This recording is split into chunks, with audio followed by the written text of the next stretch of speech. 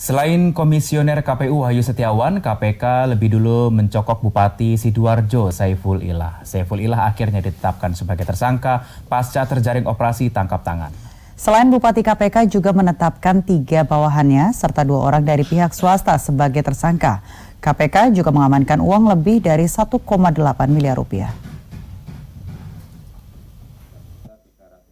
KPK menangkap 11 orang dalam operasi tangkap tangan. 6 diantaranya ditetapkan sebagai tersangka. 6 orang yang ditetapkan sebagai tersangka adalah Bupati Sidoarjo Saiful Ilah, 3 bawahannya Kepala Bina Marga dan Sumber Daya Air Sunarti Setianingsih, Kepala Bagian Unit Layanan Pengadaan Sanaji Hitu Sangaji, dan pejabat pembuat komitmen Judi Tetra Hastoto. Sementara 2 lainnya dari pihak swasta yang diduga sebagai pemberi suap.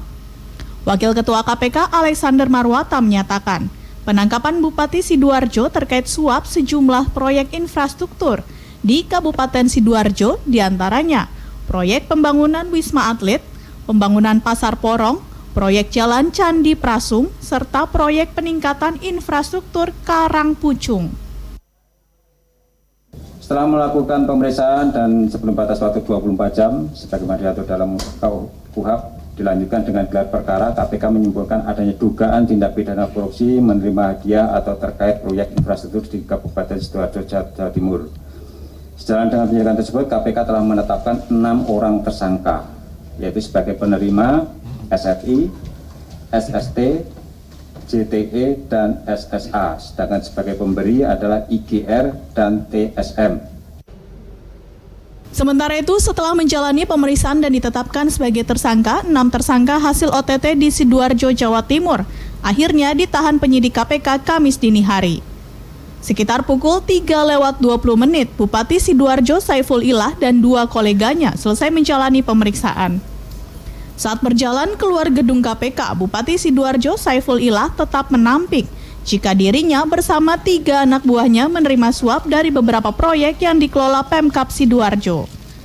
Bahkan, Bupati yang diusung dari PKB ini mengaku belum menerima uang dari kontraktor sebagaimana dituduhkan oleh pihak KPK. Ya, belum tahu, sidang belum tahu. Ya, buktinya belum tahu. Kan kita masih di sidang.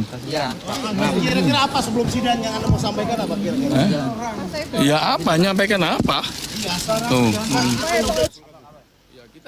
Selanjutnya, ke-6 orang tersangka ditahan untuk 20 hari ke depan terhitung 9 Januari hingga 29 Januari 2020. Dedi Musoni, JAK TV.